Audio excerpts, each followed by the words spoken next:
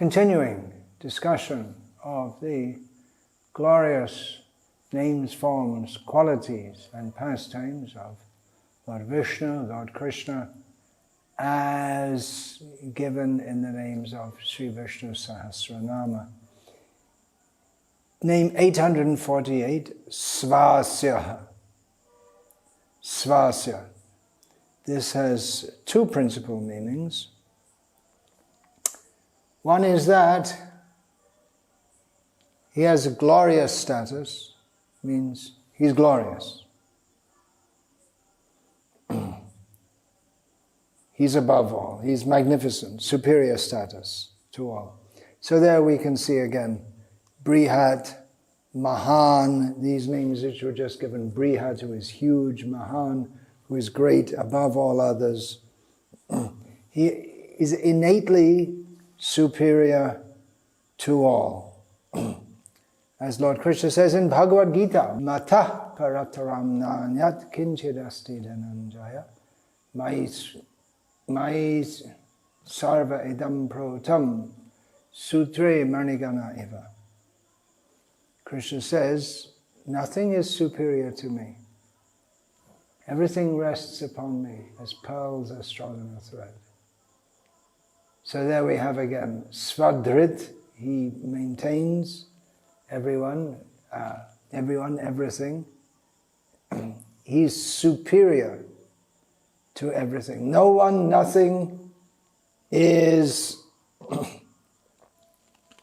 superior to him, or even equal to him. Ontologically, we can say, in his status as Vishnu. Of course, when we get into Krishna Lila, and we get into Rasa Vichar, discussion of transcendental relationships and feelings in relationship to Krishna, then we see that Krishna voluntarily takes as if an inferior status to his parents, an equal status to his chums who he plays with, and a very complex but definitely not a superior position in relationship to his gopi lovers. Now Parashar Bhatta interprets this name to mean that even though the liberated souls in Vaikuntha have in many ways an equal status to that of the Lord, they have opulence, beauty, freedom from ignorance, so many qualities they have in the same way the Supreme Lord is. But at the same time, his status remains superior. And Parashar Bhatta gives the reason, because he was never fallen in ignorance like they were. We were talking about the liberated souls who came up from the material world to the spiritual world. Thus his position is always superior. And ontologically also, after all, he is Vaikuntha Nath. He is in Vaikuntha, and so many other living beings are in Vaikuntha, but he is Vaikuntha Nath. He's known as the predominant person in Vaikuntha. Another meaning is Asyam can mean face, and Su, the prefix Su, gives the idea of Shobhanam, very nice, very good.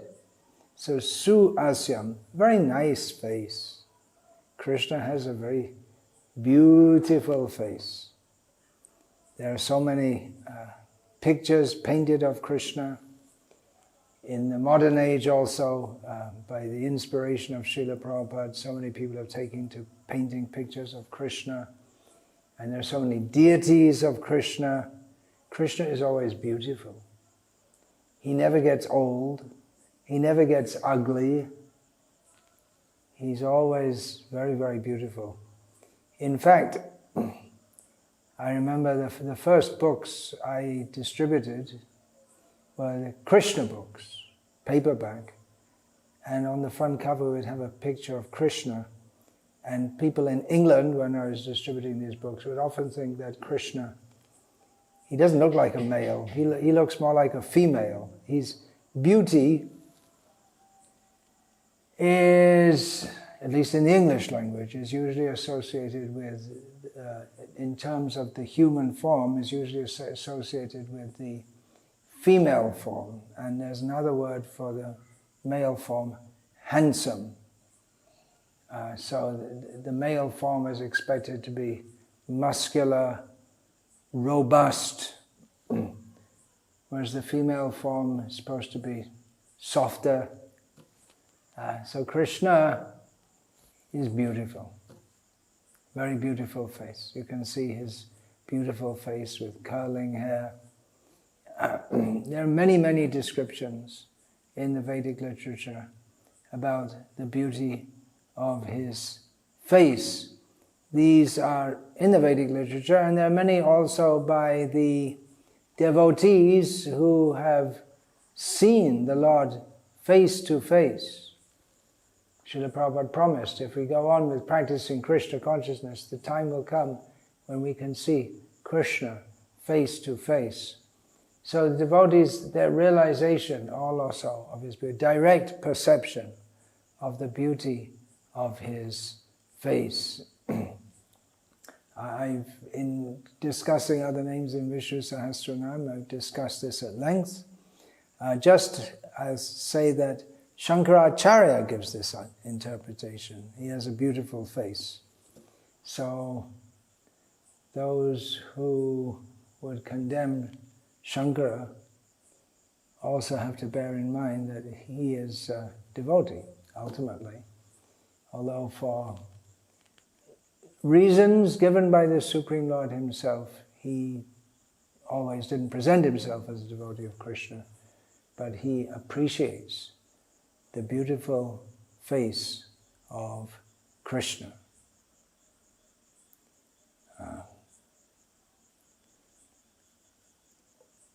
He says, Shankaracharya says,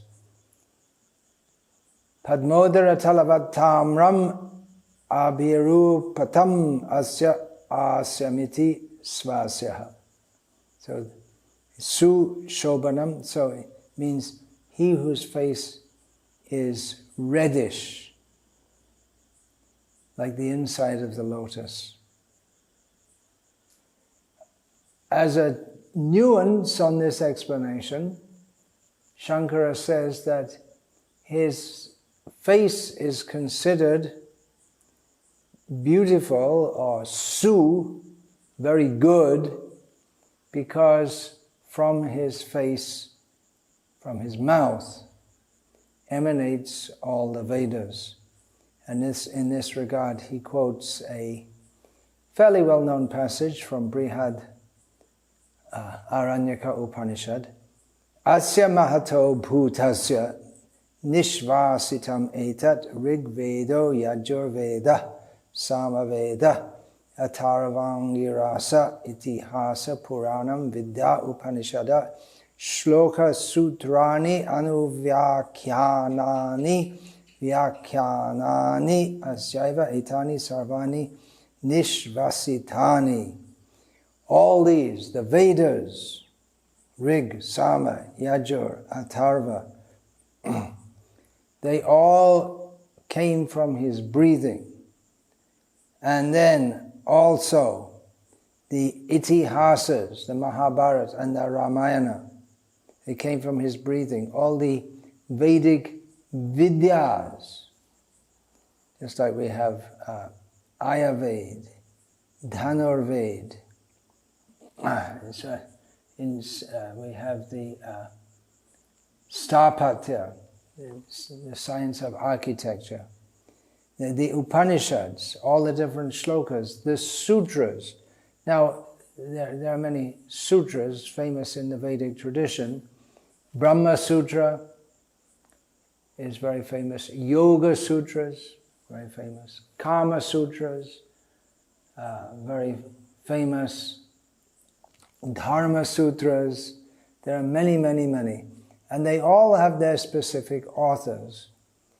However, their origin, and not only their origin, but the commentaries on them, Brihad Aranyaka says, come from the breathing of Narayana.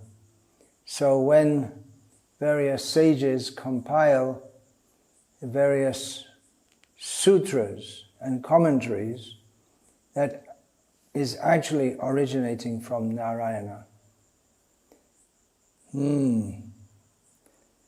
And the Vedas themselves are very beautiful. Those who can appreciate, they have their beauty and their charm. And they point us ultimately toward the Supreme Beauty who is Krishna. So in another way, they are Su, they are beautiful. So Su here can mean Su Asya, Svasya. So Su can mean his face is very good, because the Vedas come from them, and then the Vedas are also very beautiful. So that which is beautiful comes from his mouth. Baladev Vidyabhushan gives both of these in understandings, that his face is even more beautiful than the moon and the lotus flower, and also he says that, referring to others previous to him, Shankara and others, he is so named because his mouth is ornamented with all the Vedas. Then another idea that Baladev Vidyabhushan gives,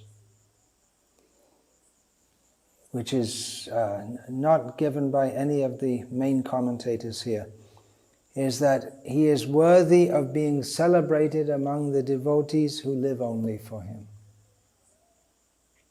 He is the one who the devotees,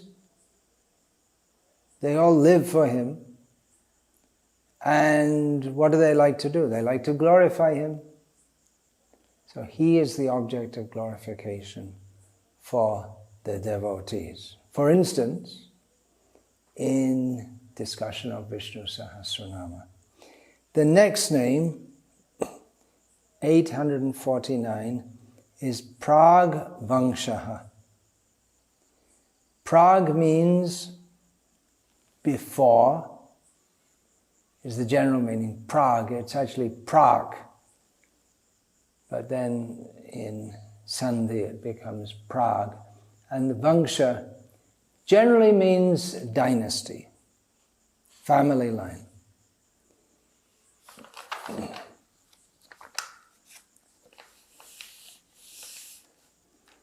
Parashara Bhatta explains Prag to mean the Nityasuris, the eternally liberated souls who have lived in Sri Vaikuntha from time immemorial, from long, long before.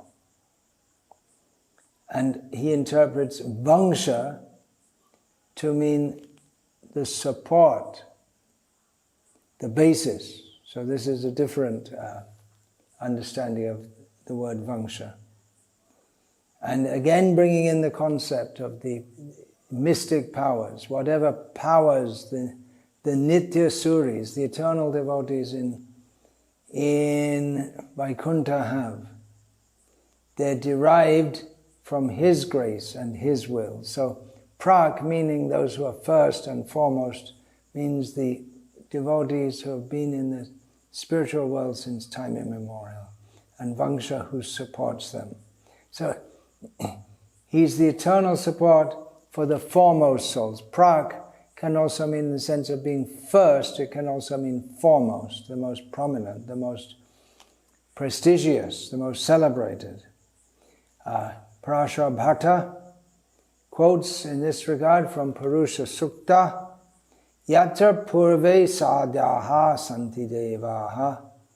In other words, Parampadam, the Sri Vaishnava term for Vaikuntha, a commonly used term in Sri Vaishnava Sampradaya for the spiritual world, Vaikuntha. Parampadam means the supreme abode,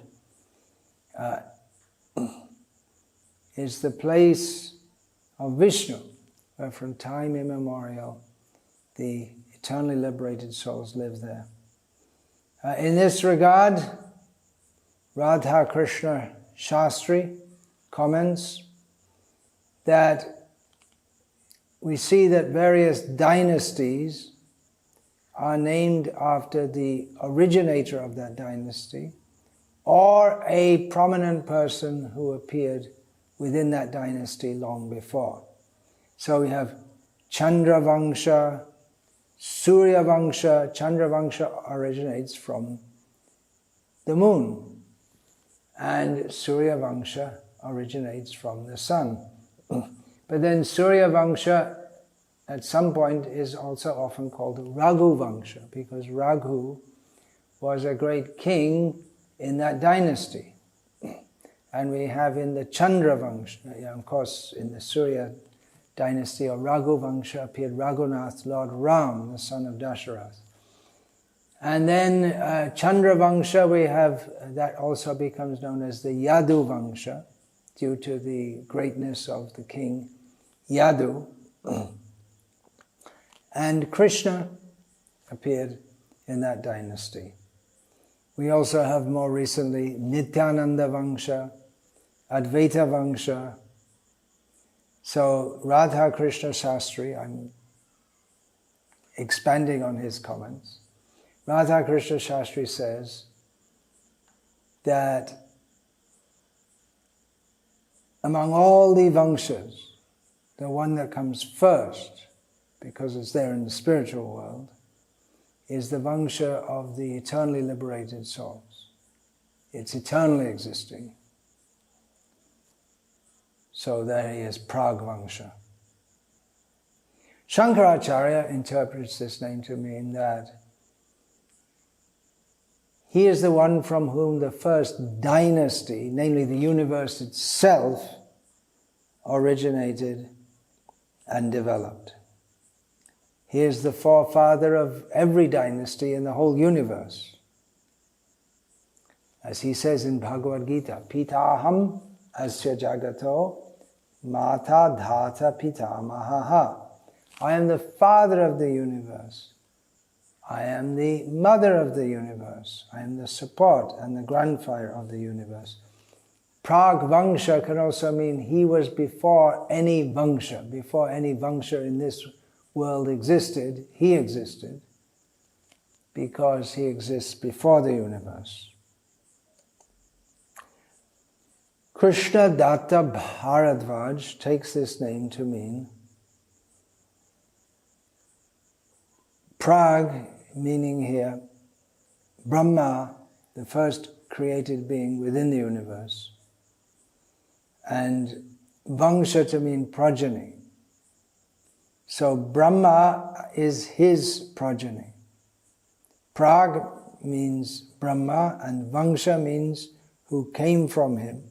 So Brahma is his progeny, and from Brahma come all other dynasties. Satyadeva Vashishta interprets the name in a completely different way and gives the reason why. Quoting Parnini, he cuts up the name into different ways and says that Prag Vamsa means he, the Supreme Lord, moves around majestically, and his greatness is expressed clearly or loudly. So he moves around majestically. Specifically, that's stated about Lord Rama in the Ramayana. His walking, his gait is like that of a royal elephant. He's conscious that he's the king, and he walks like that with the cadence of royalty of a great king. He moves around majestically. His greatness is expressed clearly and loudly. Clearly in all the Vedic literatures, particularly in the Vaishnava explanations, and loudly by Sankirtan, by loud glorification of the Supreme Lord. Baladev Vidyabhushan gives a different understanding of this name, Prag Vamsa. The members of his dynasty, such as Pradyumna, already existed. In other words, Pradyumna, just like Krishna himself, is not an ordinary living being who gets a body due to his past karmas. He's eternally existing in that form. Many, not all of the members of the Yadu dynasty, Krishna's family members are usually called the Yadus. Of course, the Yadu dynasty goes back much further,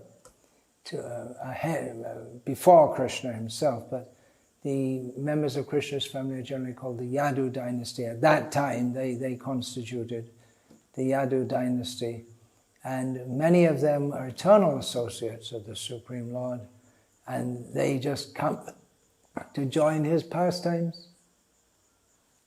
So they existed previously, therefore Prag Vamsa, because the members of his dynasty exist even previous to their appearing in this world.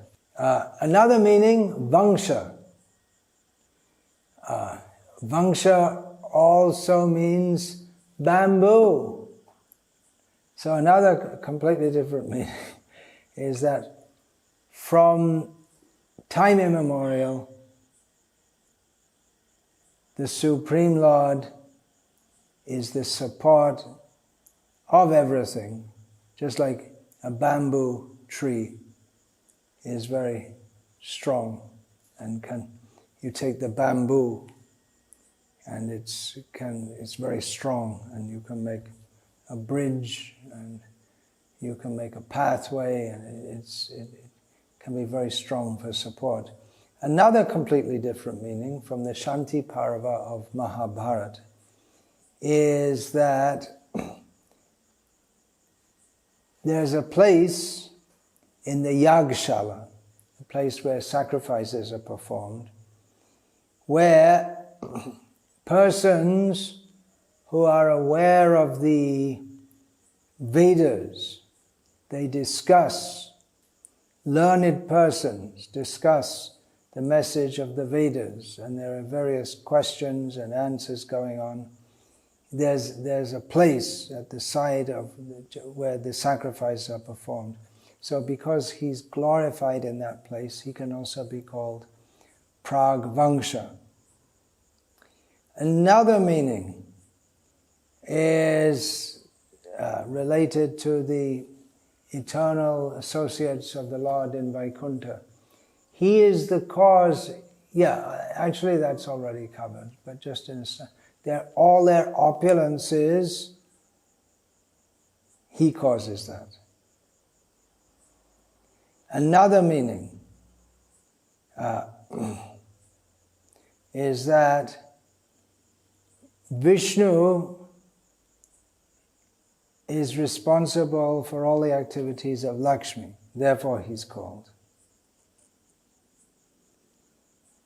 Prag Vamsa. Now the next name is Vamsa Vardhana. Vamsa again means dynasty, and Vardha means one who increases. Now the previous three names are combined with this fourth name in Parashara Bhatta's explanation. He says that Svadhrita means he keeps he maintains, in Parashara Bhatta's explanation, Svadhrita means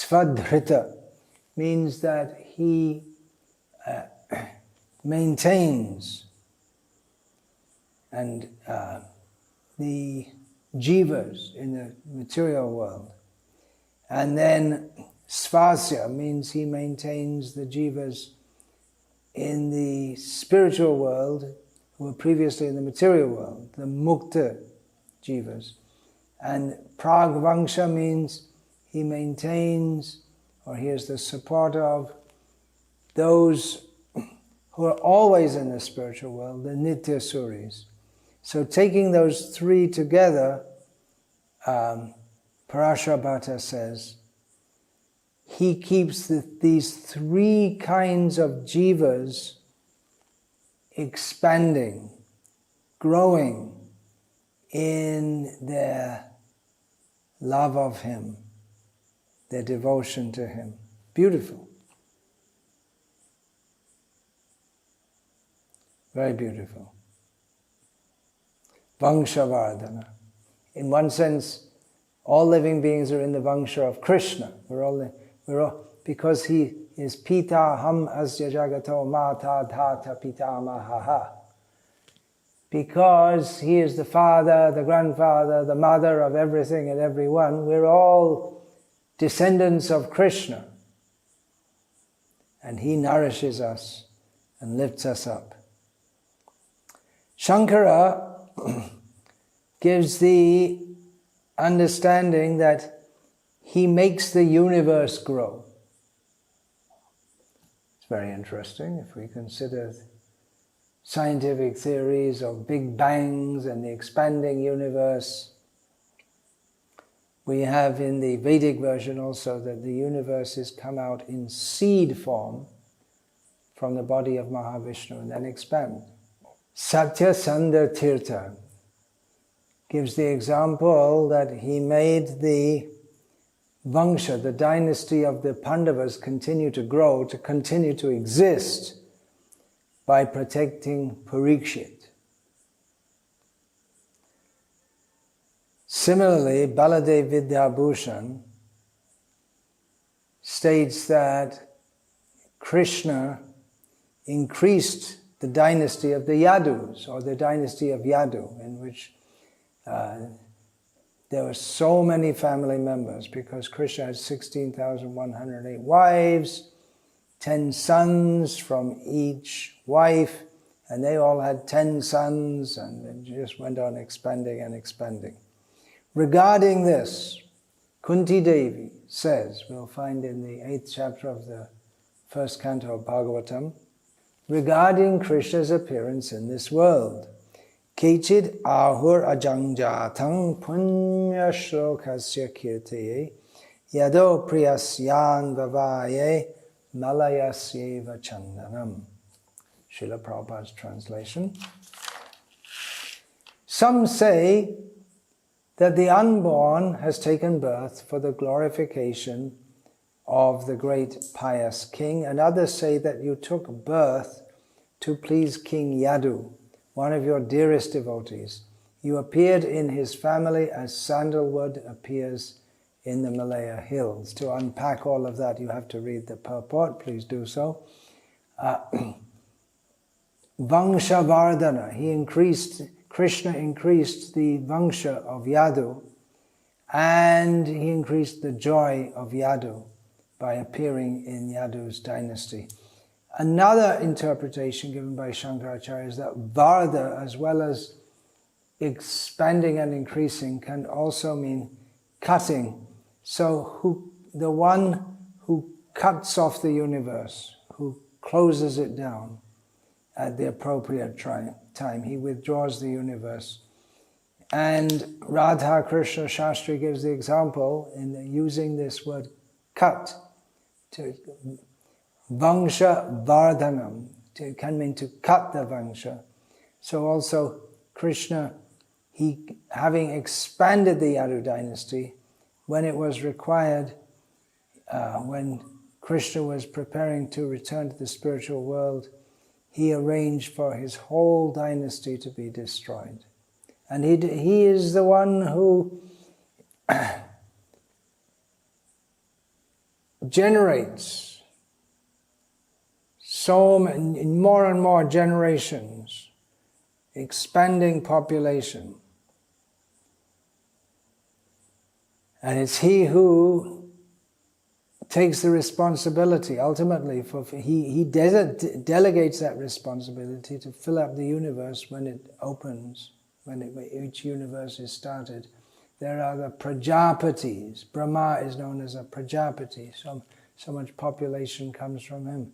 Daksha Prajapati, Kashyapa, There are various Prajapatis, but ultimately Prajapati, the Lord of all living beings, is Lord Vishnu, and he fills up the universe. He increases all the dynasties, including those of the demons, but then again he destroys them. Sometimes one race among the humans prospers, or one area of the world is prominent. There have been the Roman Empire, the Mauryan Empire, in India, the Mughal Empire in India, the British Empire, the Carthaginian Empire, the Ottoman Empire, the Persian Empire. There's been so many empires. They increase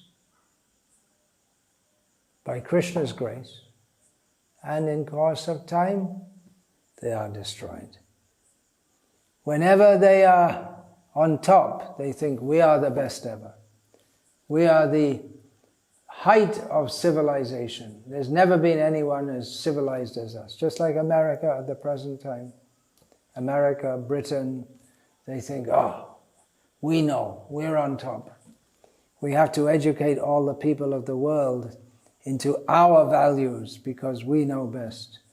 And in course of time they go down, and it's clearly seen, and scholars clearly see in the pattern of the decline of civilizations that America and the Western world in general, which for say 500 years or so has been on the rise, is now on the way down. It's all Krishna, Vamsa Vardhana. In the form of time, he develops and destroys. It's all his will. So, today we've covered 3 names, Svasya, Pragvamsa, and Vamsa Vardhana. Krishna willing, we'll go on to discuss more in the upcoming days and weeks and months and years and for all of eternity.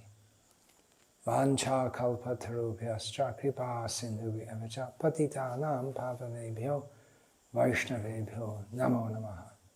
Tante nithaya churnakam padayo nipatya kritva chaka kushatame tataham bravimi. Hey sadhava sakala eva vihaya durad gauranga chandra charane kurutanu raga.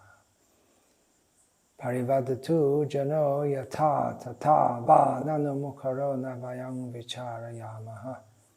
Hari rasa madira madati mata bhuvi vilutama nartama nirvishama. Hare Krishna, Krishna Krishna, Hare Rama, Hare Rama.